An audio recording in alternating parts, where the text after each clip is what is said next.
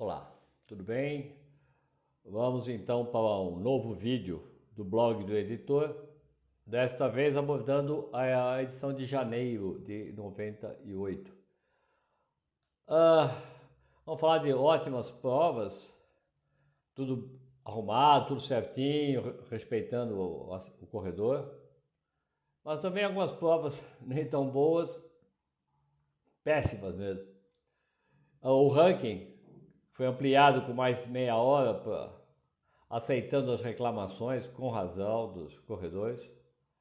E novo sorteio, agora ia sortear com tudo pago, pacotes para Nova York, para maratona e para meia de Buenos Aires. Aí todo ano sorteava. Ok, vamos lá então. A capa de janeiro de 98 traz em destaque duas corridas muito legais, curiosamente as duas de estrada, que é a meia de Campinas e a 10 milhas de Ribeirão Pires, de Paranapiacaba para Ribeirão Pires.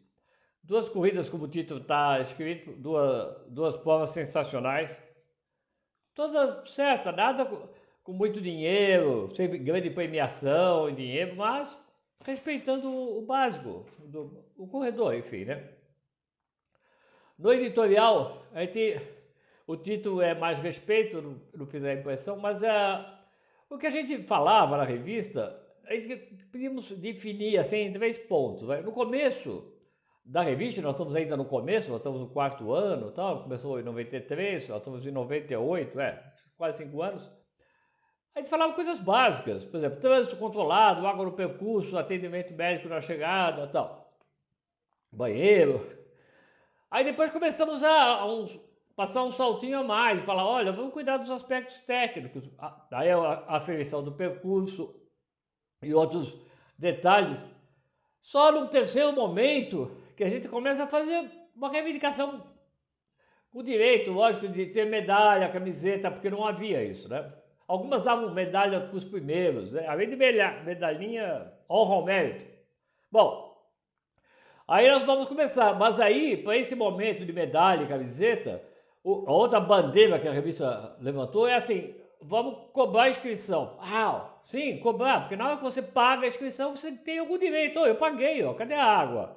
Na hora que você não paga, como vocês vão ver aqui nesse vídeo no próximo, na hora que você não paga, você não tem direito algum. E o organizador ou o desorganizador fala, não reclama nada, cara, você não pagou nada que tá reclamando. Bom, aí nós temos a sessão de cartas continuava bombando, né? Sempre 3, 4, 5 páginas. Eu não podia fazer nada, eu tinha que dar essas páginas. Não que eu não quisesse dar.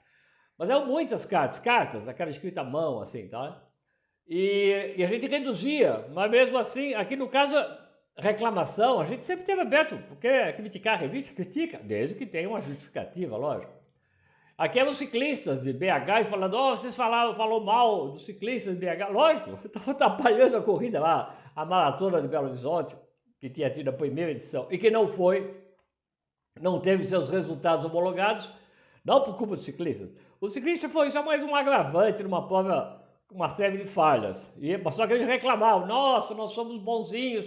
E esse ciclista, entendia muito bem, né? Eu fui ciclista há anos antes de começar a correr.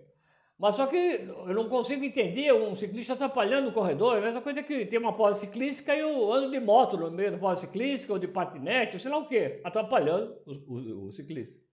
Bom, aí nós apresentamos várias cartas, várias páginas de cartas, anúncios de corrida, continuavam. As corridas já tinham definido muito bem. Você quer ter um sucesso nas inscrições, quer ter bastante gente, e não só a gente, a vida da cidade, tal. Então venha, anuncie na revista, é a única opção. Só tinha contra-relógio, você sabe. Aqui tem uma matéria, uma planilha, o Ayrton fez diversas planilhas, geralmente para maratona. No caso, aqui essa planilha que a gente apresenta é para várias maratonas, São Paulo, Brasília e Porto Alegre, com datas específicas, e aí a pessoa se planeja, eu vou correr em Porto Alegre. Aí então começa na coluna 3 e tal. E o treinamento era por faixa, por nível de performance, ou o nível que o corredor achava que ia ter. Eu vou correr a maratona para 4 horas, espero. Então, o Ayrton apresentava um treino para quem queria correr em 4 horas. A primeira corrida que a gente vai apresentar como elogio é a 10 milhas Rota Via Asfar, que é muito legal. Esse ano, então, de 98, de 97, que foi no final do ano, as pessoas pegaram o trem da organização, foi liberado lá o trem em São Paulo, e foram até Parapiacaba, onde a corrida largava. Tem umas fotos legais do pessoal chegando, o pessoal ficou maravilhado. Quase todo mundo, 90%, pegou o trem. O resto é o pessoal em Ribeirão Pires, de Suzano, pertinho, foi de carro e tal. Mas a maior parte foi de trem, depois chegou de lá, saiu na estrada até Ribeirão Pires. A outra corrida, também nós temos aqui um anúncio da Riboc. Bom, a outra corrida, que também foi muito legal, também de estrada, que saía afastada e chegava em Campinas, foi a meia maratona de Campinas. Teve poucas vezes essa corrida. E ela também foi toda certinha, por uma estrada secundária, asfaltada e tal, mas muito legal, porque ar puro, legal, não tinha nem... A prova nem tinha muito problema de controle de trânsito, porque o trânsito era mínimo. A largada 7 horas da manhã, 8 da manhã. A novidade aqui é que a gente, durante anos, teve o caderno de resultados. Não, teve sempre, desde que começou em 94, 95, não me lembro. Aqui ela passou a ser patrocinada por outra marca de tênis, que também, assim como os organizadores, já constataram que a revista era fundamental para o avanço da corrida de rua, né? Então a Riboc passa a ser o novo patrocinador e também faz alguns anúncios da revista do Caderno de Resultados, que em janeiro publica então o ranking referente a 97, já um ranking mais benevolente, menos restritivo, tomando como base os tempos de qualificação para a Boston, que eram difíceis e continua até um pouco mais difícil, porque está tendo uns cortes a mais, além da tabelinha da qualificação. Então, o ranking da revista, considerando as maratonas oficiais brasileiras que tenham tido a aferição do percurso e tal, ela passa a considerar meia hora mais que os tempos limite de Boston. Aqui uma outra... A revista também... então, a gente sempre fez muita crítica às corridas ruins. E falava, olha, foi ruim, e é assim que faz, só corrigir, não é uma coisa tão complicada assim. No caso da prova pedestre Gonzaguinha, uma das mais famosas, que sempre considerada o treino final para São Silvestre, que acontecia sempre 2 semanas antes e tal, como eu falei em outro vídeo, ela tinha 15 km, falava que tinha 15 km. Mas a gente nem sabia os tempos de todo mundo, mais ou menos na elite, o cara chegava com 48 minutos, os 15. Aí 2 semanas depois ele ia correr São Silvestre e fazia 53. Eu falei, opa, alguma coisa errada. E o percurso da Gonzaguinha era tão difícil, praticamente plano, com uma subidinha, descidinha, igual a São Silvestre. Mesma temperatura, enfim, 2 semanas de diferença. E a gente fez uma crítica, falou, essa prova não é aferida. Aí o polícia militar reclamou, tal. Eu falei, mede, faz uma... Aí já acaba acontecendo as provas oficiais. Aí eu falei, se qualifica para ser uma prova oficial, mede o percurso com um medidor gabaritado para tal, cuida dos outros aspectos, sai no horário, enfim, tudo, água, todas as coisas. E eles fizeram. Então foi a primeira vez que a Gonzaguinha teve seus 15 quilômetros reais e já se tornando prova oficial. A outra página de cobertura era 30 quilômetros de Cascavel, que foi uma iniciativa da revista, que eu falava, puxa vida, 21, 42, tem algumas pessoas que acham que 21 é pouco e 42 é muito, então vamos fazer uma prova de 30 quilômetros, que não tinha no Brasil. E lá fora também tinha poucas, a mais famosa era os 30 quilômetros de Berlim. Geralmente acontecendo um pouco antes, não sei quanto, 1 mês ou 2 meses antes da maratona, né? Então funciona como um treino, um teste final. E a prova aconteceu esse ano, em Cascavel, e só que acho que foi mais um ano, porque era muito difícil viabilizar a prova, não tinha apoio nenhum. Aí, eu vou falar da sessão História, porque o José Clemente e a Elizabeth Clara Miller, eles estavam fazendo um livro que acabou não saindo. É um livro enorme, o título é o Grande Livro do Atletismo Brasileiro. E é um grande livro. Aí eu fui conhecê-lo uma vez, eles moravam em Pomerode, perto de Blumenau. Eram páginas e páginas e páginas. Aí eu via que o negócio não ia rolar. A CBAT falava, não, vamos fazer assim. Aí eu pedi para que eles começassem a publicar algumas matérias dele. E esse foi, por exemplo, foi da primeira corrida de São Silvestre, em 1924. E é interessante porque foi a primeira vez que teve, então, a prova já começou, como vocês sabem, já começou no Réveillon, uma iniciativa do Casper Libero, né? Então,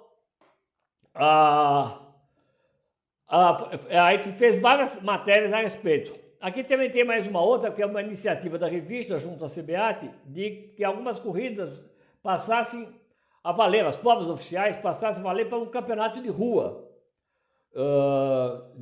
Corridas de rua no Campeonato Brasileiro. Então, começou nesse ano de 98, e era não só para a elite, mas também para os corredores, faixa etária e tal. Eles precisavam apenas se cadastrar, até ganhar uma carteirinha de corredor, que gabaritava, digamos assim, a participar do Campeonato Brasileiro.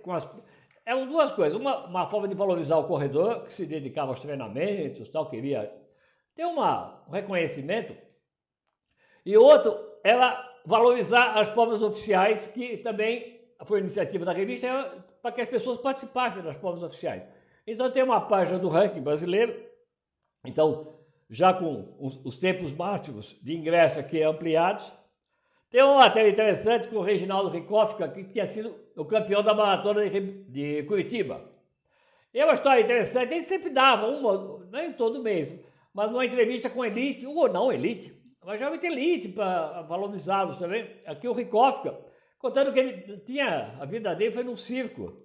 Então, como é que foi como é que ele começou nas corridas, e depois ele continuou correndo, um cara muito alegre, não por acaso, era muito simpático. E ele conta para nós como é que foi a história dele, tá bom? Então nós falamos da edição de janeiro, que traz o ranking de 97, falamos de duas corridas boas, né? A 10 milhas e a meia de Campinas. E a sessão de cartas, sempre as pessoas, boa parte elogiando a revista, quase sempre, pelas iniciativas, pelas decisões e tal. Mas às vezes não. Até o caso do ranking, as pessoas meteram o pau na revista, falando desses índices de qualificação para o ranking estão absurdo, muito puxado e tal. E a gente reconheceu, o nosso objetivo não era prejudicar os corredores, era estimulá-los. O ranking sempre teve essa função. Para que o ranking? Para falar, e aí, conseguiu entrar no ranking? Não, mas o ano que vem eu vou treinar e vou conseguir entrar no ranking. Ou eu entrei no ranking, mas eu quero ficar melhor. Por quê? Só quem já correu maratona e correu mesmo, correu, não ficou andando, se arrastando, não correu 4 horas, tanto faz. Mas, sabe o prazer de completar uma maratona? Você se sente vitorioso, não tem jeito, você... Depois dos 42, você fala, não, agora a minha vida vai mudar. Nem tanto, mas enfim, a maratona é uma coisa muito legal mesmo, tá bom? Obrigado pela audiência, avise os amigos e a partir dessa semana sempre a postagem será terça e sexta-feira, tá bom? Um abraço, obrigado. Eu vou fazer um acréscimo, após me despedir, sobre a edição de janeiro. A sessão de cartas, já comentei isso com ela e tal. Mas era um momento das pessoas elogiarem e criticarem. É o único jeito das pessoas se expressar a respeito do que tinha passado numa corrida. Nessa edição de janeiro, me chamou a atenção para 7 ou 8 cartas falando de Curitiba, da maratona. Ótimo, maravilha, parabéns, nossa, que corrida legal, tal. E, virando a página, umas 10 cartas da meia de Floripa, noturna. Foi um caos. Teve atropelamento da Rosângela Faria, que estava em segundo lugar. Um absurdo de corrida. Quer dizer, além de maltratar, assim, de não atender com educação os corredores, as pessoas corriam risco, no caso, o atropelamento. Isso é uma coisa que eu não conseguia aceitar. Então, pode dizer que a revista então tinha a função de, você gostou da corrida? Comente, elogie, sim, lógico, tal. Eu não tinha ido nessa corrida, mas aí as pessoas começavam, chovia carta, eu tive que reduzir até o tamanho, e as pessoas então tinham a revista como uma forma de se expressar, criticando, elogiando. Tá bom, não podia deixar de citar que essa meia de Floripa foi uma daquelas terríveis, a noturna, mas que graças a Deus acabou, e Curitiba, elogiada, continua firme, feita pela prefeitura, só uma curiosidade muito engraçadinha que eu vou contar de Curitiba rapidinho. Então, o povo de Curitiba, a maratona, tudo certo, o pessoal muito respeitoso, atendendo. Me lembro de uma corredora que falou, olha, adorei Curitiba, porque nenhuma pergunta ficou sem resposta. Quer dizer, você chegava lá no staff, que eram todas as pessoas da Secretaria de Saúde, Educação, toda a prefeitura punha o pessoal para trabalhar na maratona. Então, se perguntava uma coisa, pois não, lógico e tal. Mas, acho que na primeira ou segunda edição, era uma entrega de kit, e estava aquele pessoal que ia tudo de ônibus para lá, ninguém andava quase de avião. E o pessoal esperando para começar a entrega do kit, e o pessoal da prefeitura tudo certinho, arrumadinho, esperando aí. E eu olhava, o pessoal na fila, cansado, com as malas e tal. A maratona no dia seguinte, né? Aí eu cheguei lá, não havia bem um organizador, havia várias pessoas ali trabalhando. Eu falei, tudo bem para entregar o kit, começar? Tudo certo, tudo ótimo. Então, por que não começa? O pessoal na fila, cansado. Não, está marcado, está escrito marcado às 14 horas, e são 13h57. Eu falei, pelo amor de Deus, começa. Não precisa ser rígido, lógico, cumprir o horário. Agora, para menos, começar antes, para não prejudicar o corredor, melhor. Eu não me lembro bem, mas acho que eles começaram às 14 horas mesmo, tá bom? Um acréscimo então no vídeo sobre a edição de janeiro de 98. Um abraço.